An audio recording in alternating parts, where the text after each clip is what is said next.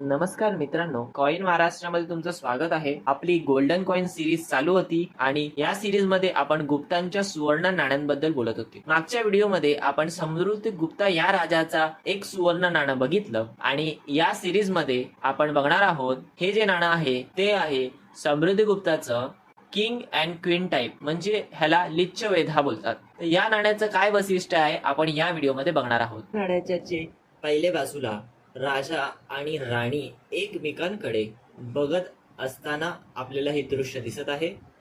राजा आणि राणीच्या डाव्या बाजूला श्री कुमार देवी असं लिहिण्यात आलं आहे.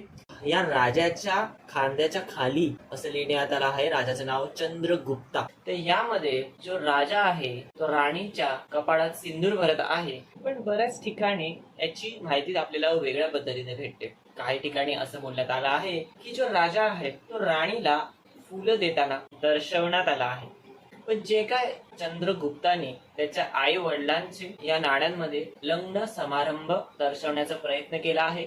समृद्धीगुप्ता ह्या राजाचं त्यांच्या आई वडिलांवर प्रेम या उद्देशाने हे नाणं बनवण्यात आलं होतं. म्हणजे त्या काळातही आपली जी संस्कृती आहे ती मोठ्यांना आदर व त्यांच्याबद्दल प्रेम हे दर्शवण्यात येते.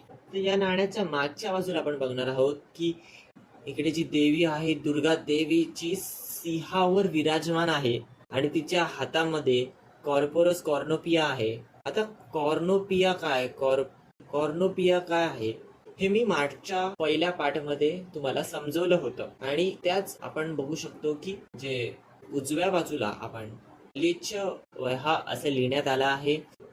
या नाण्याचं धातू गोल्ड होतं. याचं जे वजन आहे 7.67 ग्राम आहे. डायमीटर 19.49 mm आहे, म्हणजे 19.49 mm याचं डायमीटर आहे या नाण्याचं जे आहे. आता याचा प्राइस बोलूया की याची काय प्राइस आहे आजच्या मार्केट रेट मध्ये. तर हे जे नाणं आहे त्याची प्राइस आहे 3 लाख पर्यंत आहे. या नाण्याची प्राइस 3 लाख पर्यंत आहे. 3 लाख ते 4.5 लाख पर्यंत पण भेटू शकतात या नाण्याची चांगल्या कंडिशन मध्ये. तर अशा पद्धतीने हे जे नाणं आहे त्याच्याबद्दल आपण माहिती बघितली या व्हिडिओमध्ये. याचा तिसरा पार्ट पण येणार आहे. तर हेच होतं आजच्या भागातल्या व्हिडिओतली माहिती. तुम्हाला ही माहिती कशी वाटली तर तुम्ही आम्हाला कमेंट सेक्शनच्या द्वारे आमच्यासोबत संपर्क करू शकता.